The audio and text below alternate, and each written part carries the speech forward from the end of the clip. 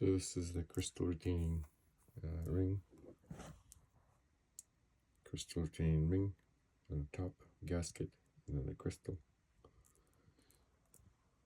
Then it gets sandwiched onto the case. And then this ring goes on the top. I'm just gonna clean it all up. Seiko 7548 7000. This is the North American version. Movement. I just took the battery out with the retaining clip. It was missing some washers. The threads were fine. This is dirty, super dirty. The crystal retaining ring seems to be okay, just needs a little bit of cleaning up.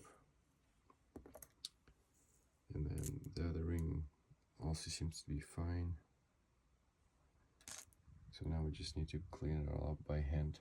Probably tomorrow I'll gotta disassemble the movement and get to work.